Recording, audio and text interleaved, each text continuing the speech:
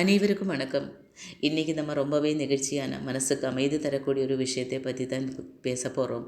சிவபெருமானை எப்படி ரொம்ப எளிமையான முறையில் நம்ம வீட்டிலேயே வழிபாடு செய்கிறது, அதோடைய தத்துவம் என்ன அப்படிங்கிறத பற்றி எந்த விதமான இலக்கண வரம்புகளும் இல்லாமல் மனசை விட்டு ஒரு இயல்பான பேச்சாக பேசலாம் அப்படின்னு நினைக்கிறேன். ஏன்னா சிவ வழிபாடு அப்படிங்கிறது ஏதோ பெரிய பெரிய சடங்குகள் செஞ்சு தான் பண்ணணும் அப்படின்னு அவசியம் இல்லை. சிவன் அப்படின்னாலே அன்பின் வடிவம். அவரை அடைய நமக்கு தேவையெல்லாம் ஒன்றே ஒன்று தான், அது உண்மையான பக்தி மட்டும்தான். நம்ம பல பேருக்கு ஒரு சந்தேகம் இருக்கும், வீட்டில் சிவலிங்கம் வச்சு கும்பிடலாமா, அப்படி வச்சா என்னென்ன நியமங்கள் ஃபாலோ பண்ணணும், நம்மளால் அதெல்லாம் கரெக்டாக பண்ண முடியுமா அப்படின்னெல்லாம் ஒரு பயம் இருக்கும். முதல்ல அந்த பயத்தை தூக்கி ஓரமாக வச்சுருங்க. ஏன்னா சிவபெருமான் ரொம்பவே எளிமையானவர். அவருக்கு அசுதோஷி அப்படின்னு ஒரு பெயர் இருக்குது. அப்படின்னா ரொம்ப சீக்கிரமாக சின்ன விஷயத்துக்கு கூட மனசு குளிர்ந்து வரம் கொடுப்பவன் தான் அர்த்தம்.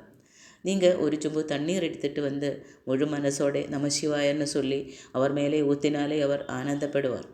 அதனால தான் அவரை அபிஷேக பிரியர் அப்படின்னு சொல்கிறாங்க. வீட்டில் நீங்கள் சிவலிங்கம் வச்சுருந்தாலும் சரி, இல்லை சிவபெருமானோட படம் வச்சுருந்தாலும் சரி, வழிபாட்டை எப்படி எளிமையாக தொடங்கலாம்னு பார்ப்போம். காலையில் எழுந்து சுத்தமாக குளிச்சுட்டு பூஜை அறையில் ஒரு விளக்கு ஏற்றி வச்சுருங்க. உங்ககிட்ட சிவலிங்கம் இருந்தால் ஒரு சின்ன தட்டோ இல்லை கிண்ணமோ வச்சு அதில் சிவலிங்கத்தை வச்சுடுங்க. அபிஷேகம் பண்ணுறதுக்கு பெருசாக எதுவும் தேவையில்லைங்க. உங்கள் வீட்டில் இருக்கிற நல்ல தண்ணீர், அதாவது குடிக்கிற தண்ணீர் இருந்தாலே போதும். அந்த தண்ணீரை ஒரு சின்ன பாத்திரத்தில் எடுத்துக்கோங்க. உங்ககிட்ட லிங்கம் இல்லை, படம் மட்டும்தான் இருக்குன்னா நீங்கள் மனசாலேயே சிவபெருமானுக்கு அபிஷேகம் நடப்பதாக நினைச்சு வழிபடலாம். அதை மானசீக பூஜை அப்படின்னு சொல்லுவாங்க. இன்னும் சொல்லப்போனால் வெளிப்புற பூஜைகளை விட இந்த மானசீக பூஜை தான் சிவபெருமானுக்கு ரொம்ப பிடிச்சது. சரி, இப்போது அபிஷேகம் செய்ய ஆரம்பிக்கும்போது மனசில் எந்த விதமான கெட்ட எண்ணங்களும் இல்லாமல் உங்களோட கவலைகள் எல்லாத்தையும் அவர்கிட்ட ஒப்படைச்சிட்டு அமைதியாக உட்காருங்க. ஒரு ஸ்பூனிலேயோ இல்லை ஒரு சின்ன பாத்திரத்திலேயோ தண்ணி எடுத்து லிங்கத்தின் மீது மெதுவாக ஊற்றுங்க. அப்படி ஊற்றும்போது உங்கள் நாக்கு ஓம் நம சிவாய அப்படிங்கிற அந்த 5 எழுத்து மந்திரத்தை சொல்லிக்கிட்டே இருக்கணும். பஞ்சாட்சர மந்திரம்னு சொல்லப்படுற இந்த மந்திரத்துக்குள்ளே இந்த உலகமே அடங்கி இருக்குதுன்னு பெரியவங்க சொல்லுவாங்க. நீங்கள் தண்ணி ஊற்றி அபிஷேகம் பண்ணும்போது உங்கள் மனசில் இருக்கிற பேராசை, கோபம், பொறாமை போன்ற அழுக்குகள் எல்லாம் அந்த தண்ணியோடு சேர்ந்து உங்களை விட்டு விலகி ஓடுறதா நீங்கள் கற்பனை பண்ணிக்கணும். இதுதான் அபிஷேகத்தோட உண்மையான தத்துவம். நம்ம உடம்பையும் மனசையும் சுத்தப்படுத்துகிற ஒரு வழிமுறை. உங்ககிட்ட வசதி இருந்தால், இல்லை இன்றைக்கி பிரதோஷம், சிவராத்திரி போன்ற விசேஷ நாட்களாக இருந்தால் தண்ணி கூட சேர்த்து இன்னும் சில பொருட்களை வச்சு அபிஷேகம் பண்ணலாம். உதாரணத்துக்கு பசு மாட்டுப்பால், தயிர், தேன், இளநீர், சந்தனம், விபூதி இதெல்லாம் வச்சு பண்ணலாம். ஆனால் நான் திரும்பவும் சொல்கிறேன், இதெல்லாம் இருந்தால் தான் சிவன் ஏற்றுக்குவார்னு கிடையாது. எதுவுமே இல்லாதப்ப ஒரு சொம்பு தண்ணீர் போதும். ஒவ்வொரு பொருளுக்கும் ஒரு பலன் இருக்கும்னு சொல்லுவாங்க. பால் அபிஷேகம் பண்ணால் ஆயுள் கூடும், தயிர் அபிஷேகம் பண்ணால் குழந்தை பாகியம் கிடைக்கும், தேன் அபிஷேகம் பண்ணால் குரல் வளம் மற்றும் இனிய வாழ்வு கிடைக்கும், சந்தனம் பண்ணால் லக்ஷ்மி கடாட்சம் வரும், விபூதி அபிஷேகம் பண்ணால் நம்மோட பாவங்கள் எல்லாம் நீங்கும். இப்படி நீங்கள் பண்ணுற ஒவ்வொரு அபிஷேகத்துக்கும் பின்னாடி ஒரு அழகான அர்த்தம் இருக்கும். அபிஷேகம் எல்லாம் முடிஞ்சதுக்கு அப்புறம் ஒரு நல்ல சுத்தமான துணியை வச்சு லிங்கத்தை மெதுவாக துடைச்சி எடுத்துக்கிறீங்க. அதுக்கப்புறம் சிவபெருமானுக்கு ரொம்ப ரொம்ப பிடிச்ச விபூதியை எடுத்து அவரோட நெற்றியிலும் லிங்கத்தின் மீதும் அழகாக பூசிவிடுங்க. சிவபெருமானுக்கு விபூதி ஏன் இவ்வளவு பிடிக்குது தெரியுமா? இந்த உலகத்தில் இருக்கிற எல்லாமே ஒரு நாள் அழிஞ்சு சாம்பலாக போகுது. எதுவும் நிரந்தரம் இல்லை அப்படிங்கிற பிரபஞ்ச உண்மையை நமக்கு உணர்த்துறது தான் விபூதி. அந்த விபூதியை நம்ம நெற்றியில் வைக்கும்போது நமக்கு அந்த அகந்தை அழியுது. விபூதி வச்சதுக்கு அப்புறம் சிவபெருமானுக்கு உகந்த இலை எதுன்னு பார்த்தா அது வில்லு இலை. ஏக வில்லும் சிவார்ப்பணம் அப்படின்னு சொல்லுவாங்க. அதாவது ஒரே ஒரு வில்லு இலையை முழு மனசோட சிவனின் பாதத்தில் வச்சா அது கோடி புண்ணியத்துக்கு சமம். உங்கள் வீட்டு பக்கத்தில் வில்லு இலை கிடைச்சா அதை வாங்கி அர்ச்சனை பண்ணுங்க. அப்படி இல்லை, வில்லு இலை கிடைக்காத பட்சத்தில் சாதாரணமாக கிடைக்கிற தும்பப்பூ, செவ்வரளி, இல்லை உங்கள் வீட்டில் பூக்கிற எந்த பூவாக இருந்தாலும் சரி அதை வச்சு நீங்கள் அர்ச்சனை பண்ணலாம். பூக்களே கிடைக்கலன்னா கூட பரவாயில்லைங்க, நீங்கள் உங்கள் அன்பையே பூவாக நினச்சி சமர்ப்பிக்கலாம். பூஜையில் அடுத்த முக்கியமான பகுதி என்னென்னா மந்திரங்கள் சொல்கிறது. நமக்கு பெரிய பெரிய சம்ஸ்கிருத ஸ்லோகங்கள், ருத்ரம், சமகம் இதெல்லாம் சொல்ல தெரியலன்னு கூட நீங்கள் கவலைப்படவே வேண்டாம். சிவபெருமானுக்கு மொழி ஒரு தடையே இல்லை. கண்ணப்ப நாயனார் வாயில் தண்ணி கொண்டு வந்து உமிழ்ந்து காட்டு மிருகத்தோட கரையை படைச்சப்போ கூட சிவன் அதை ஏற்றுக்கிட்டார். ஏன்னா அங்கே அன்பு இருந்தது. அதனால் நீங்கள் தமிழில் இருக்கிற 12 திருமுறைகள், தேவாரம், திருவாசகம் பாடல்களை பாடலாம். குறிப்பாக மாணிக்க வாசகர் எழுதின திருவாசகத்துக்கு உருகார் ஒரு வாசத்துக்கும் உருகாதுன்னு சொல்லுவாங்க. அம்மையே அப்பா ஒப்பில்லா மணியே அப்படின்னு நீங்கள் உருகி பாடினாலே போதும். இல்லைனா சிவபுராணம் படிக்கலாம். சிவபுராணம் படிக்கிறதுக்கு ஒரு 10 நிமிஷம் ஆகுமா? 10 நிமிஷம்தான் ஆகும். அதை அமைதியாகவும் உட்காந்து படிங்க. அதுவும் முடியலையா, வெறும் ஓம் நம சிவாய அப்படிங்கிற மந்திரத்தை ஒரு 108 முறை ஒரு மாலையை வச்சோ இல்லைங்கள ஒரு உங்கள் விரல்களாலேயோ எண்ணி சொல்லுங்கள். அந்த மந்திரத்தோடைய அதிர்வு உங்கள் வீட்டை சுற்றியும் உங்கள் மனசுக்குள்ளேயும் ஒரு மிகப்பெரிய நேர்மறை ஆற்றலை உருவாக்கும். மந்திரங்கள் எல்லாம் சொல்லி முடித்ததுக்கப்புறம் சிவபெருமானுக்கு நைவேத்தியம், அதாவது சாப்பாடு படைக்கணும். இதுக்கு நீங்கள் ரொம்ப கஷ்டப்பட்டு சமைக்கணும் அப்படின்னு அவசியம் இல்லை. வீட்டில் அன்னைக்கு என்ன சமைக்கிறாங்களோ அதே ஒரு சின்ன கிண்ணத்தில் எடுத்து வைக்கலாம்.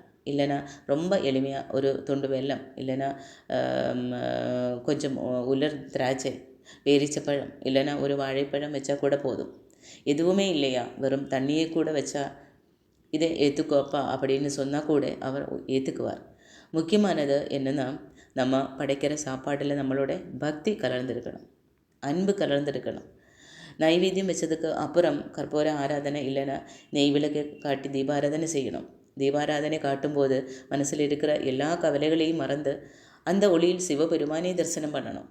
தீபாராதனை முடிஞ்சதும் தட்டில் இருக்கிற அந்த கற்பூர ஒளியை கண்களில் ஒத்திக்கிட்டு விபூதியை எடுத்து நெத்தியில் பூசிக்குங்க. இதோட பூஜை நிறைவடையுது. பூஜை முடிஞ்சதுக்கு அப்புறம் ஒரு 5 நிமிஷம் அமைதியாக அந்த இடத்தில் உட்காருங்க. தியானம்னு பெருசாக எதுவும் பண்ண வேண்டாம். கண்ணை மூடி உங்கள் மூச்சை கவனிங்க. இல்லைன்னா மனசுக்குள்ளே சிவனை நினச்சிக்கோங்க. இந்த சிவ வழிபாடு அப்படிங்கிறது வெறும் காலையில் ஒரு அரை மணி நேரம் பண்ணுற விஷயமாக மட்டும் இருக்கக்கூடாது. நீங்கள் ஆஃபீஸுக்கு போகும்போது, பஸ்ஸில் போகும்போது, சமைக்கும்போது, ஏன் நடக்கும்போதும் கூட மனசுக்குள்ளே நமசிவாயன்னு சொல்லிக்கிட்டே இருக்கலாம். இதுதான் அஜபா ஜபம் அப்படின்னு சொல்லுவாங்க. அதாவது வெளியே தெரியாமல் மனசுக்குள்ளேயே ஓடிக்கிட்டு இருக்கிற மந்திரம். இப்படி பண்ணும்போது உங்கள் மனசு தேவையில்லாத பயம், பதற்றம், கோபம் இதெல்லாம் இருந்து விடுபட்டு எப்பவும் ஒரு அமைதியான நிலையில் இருக்கும். சிவ வழிபாட்டில் திங்கட்கிழமை ரொம்ப விசேஷமானது. ஏன்னா சோமவாரம் அப்படின்னு சொல்லப்படுது திங்கட்கிழமை சிவனுக்கு உரிய நாள். அன்னைக்கு உங்களால் முடிஞ்ச ஒரு வேளை பசியோடு இருக்கிறவங்களுக்கு சாப்பாடு வாங்கி கொடுக்கலாம். திருமூலர் திருமந்திரத்தில் சொல்லியிருக்கார், அந்த பசியோடு இருக்கிற ஒரு ஏழைக்கு நீங்கள் செய்கிற உதவி நேரடியாக அந்த சிவபெருமானுக்கே போய் சேரும். வெறும் சிலைகளில் மட்டும் சிவனை பார்க்காம சுற்றி இருக்கிற சக மனிதர்களிலேயும் உயிர்களிலேயும் சிவனை பார்க்க பழகிறது தான் உண்மையான சிவ வழிபாடு. விசேஷ நாள்கள் என்று பார்த்தா பிரதோஷ நாள் ரொம்ப முக்கியம். வளர்பிறை, தேய்பிறை, திரையோதசி நாள்களில் சாயங்காலம் 4:30 மணியில் இருந்து 6 மணி வரைக்கும் இருக்கிற நேரம் தான் பிரதோஷ நேரம். இந்த நேரத்தில் நந்தி பகவானுக்கும் சிவபெருமானுக்கும் நடக்கிற பூஜையை நீங்கள் வீட்டில் இருந்தபடியே இல்லை பக்கத்தில் இருக்கிற கோவிலுக்கு போயோ தரிசனம் பண்ண நம்ம வாழ்க்கையில் இருக்கிற சகல தோஷங்களும் வறுமைகளும் நீங்கும் அப்படின்னு நம்பப்படுது. அதே போல் மாதம் வர சிவராத்திரி, வருஷத்துக்கு ஒரு முறை வர மகா சிவராத்திரி, இதெல்லாம் சிவ வழிபாட்டிற்கு ரொம்ப உகந்த நாள்கள். கடைசியாக நான் சொல்ல நினைக்கிறது ஒன்று தான், சிவ வழிபாடு செய்கிறதுக்கு நமக்கு தகுதியோ பெரிய அறிவோ பணமோ எதுவுமே தேவையில்லைங்க. அன்பே சிவம் அப்படின்னு திருமூலர் சொன்ன மாதிரி நீங்கள் மற்றவங்கக்கிட்ட அன்பாக இருந்தாலே உங்களே அறியாமலேயே நீங்கள் சிவ வழிபாட்டில் தான் இருக்கீங்க. உங்கள் மனசை சுத்தமாக வச்சுக்கோங்க. முடிஞ்ச வரைக்கும் யாருக்கும் கெடுதல் நினைக்காதீங்க. வர கஷ்ட நஷ்டங்களை சிவனோட பிரசாதமாக ஏற்றுக்கோங்க. உங்கள் வாழ்க்கை ரொம்பவே அழகாக அமைதியாக மாறும். சிவபெருமான் எப்பவும் உங்கள் கூடவே இருந்து உங்களை வழி நடத்துவார். இந்த எளிய சிவ வழிபாட்டை நீங்களும் உங்கள் வீட்டில் முயற்சி செய்து பார்த்து அந்த ஈசனோடைய அருளை முழுமையாக பெறணும் அப்படின்னு வேண்டுகிறேன். இவ்வளவு நேரம் இந்த பேச்சை பொறுமையாக கேட்டவங்க எல்லாருக்கும் என் மனமார்ந்த நன்றிகள். இன்றைக்கி நம்ம பேசின இந்த எளிய சிவ வழிபாடு உங்களுக்குள்ள ஒரு சின்ன அமைதியாவது தந்து இருக்கும்னு நான் நம்புகிறேன். பக்தி அப்படிங்கிறது பயந்து பண்ணுறதில்லை. அது சிவபெருமான் மேலே நம்ம வைக்கிற ஒரு பிரியமான நட்பு, ஒரு அன்பு. உங்கள் வீட்டிலேயும் இன்னலிருந்தே ரொம்ப எளிமையாக ஒரு சொம்பு தண்ணியோடு உங்கள் சிவ வழிபாட்டை தொடங்குங்க. உங்கள் வாழ்க்கையில் நடக்கிற நல்ல மாற்றங்களை நீங்களே உணர்வீங்க. இந்த வீடியோ உங்களுக்கு பிடிச்சிருந்தால் உங்களோட ஆத்மீக நண்பர்களுக்கும் குடும்பத்தினருக்கும் மறக்காமல் ஷேர் பண்ணுங்கள். அவங்களும் இந்த எளிய வழிமுறையை தெரிஞ்சுக்கிடுவோம். நீங்கள் உங்கள் வீட்டில் சிவனை எப்படி வழிபடுறீங்க, உங்களுக்கு சிவபெருமான் மேலே இருக்கிற பற்றுதல் என்ன அப்படிங்கிறத கீழே இருக்கும் கமெண்ட் பாக்ஸில் என்னோட பகிர்ந்துக்கோங்க. நானும் படித்து தெரிஞ்சுக்கிறேன். இதே மாதிரி இன்னொரு அழகான பயனுள்ள பதிவோடு உங்களை நான் சீக்கிரமே வந்து சந்திக்கிறேன். அது வரைக்கும் உங்கள் எல்லாத்துக்கிட்டையும் இருந்தும் விடைபெறுகிறேன். எப்போவும் மனசில் நம்ம சிவாய மந்திரம் ஒலிக்கட்டும். இன்பமே சூழ்க, எல்லாரும் வாழ்க. மிக்க நன்றி. வணக்கம். ஓம் நம சிவாய.